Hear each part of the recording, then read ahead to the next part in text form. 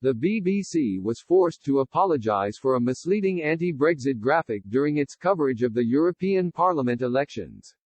The BBC received more complaints about bias against Prime Minister Boris Johnson than any other issue in the period from December 21, 2020 to January 3, 2021, newly released figures reveal. The complaints related specifically to the Prime Minister's appearance on The Andrew Marr Show on Sunday, January 3. More than 3 times as many complaints were sent to the BBC about bias against Mr. Johnson than the second most complained about item in the period, which was the Black Lives Matter (BLM) symbol appearing during the Happy New Year live show. A total of 1712 people complained about Mr. Marr's apparent bias against Mr. Johnson, while 500 complained about the BLM symbol. The corporation has often been accused of bias, but the issue of Brexit has seen a marked rise in complaints in recent years. Audience surveys carried out on behalf of the corporation reveal a worryingly negative reaction to its coverage. And several reviews of BBC News and Current Affairs by the regulator, Ofcom, mention dissatisfaction with the BBC's coverage of Brexit. In 2019, the broadcaster was even forced to apologise as a result of a BBC News graphic showing anti-Brexit political parties performing best at the European Parliament elections.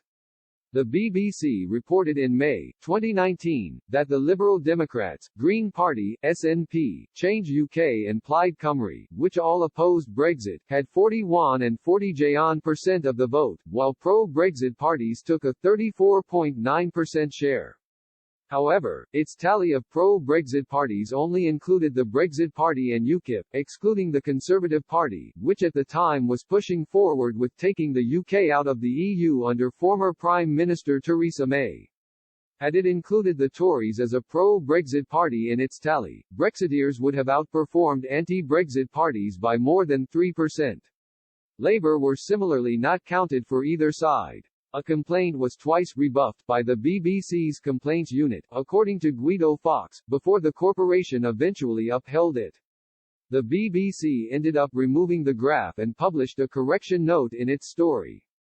In a letter leaked online, BBC Executive Complaints Unit Deputy Head Dominic Groves said the graphic was an attempt to provide some clarity around arguments by pro- and anti-Brexit parties, claiming that the results of the European elections favoured their side.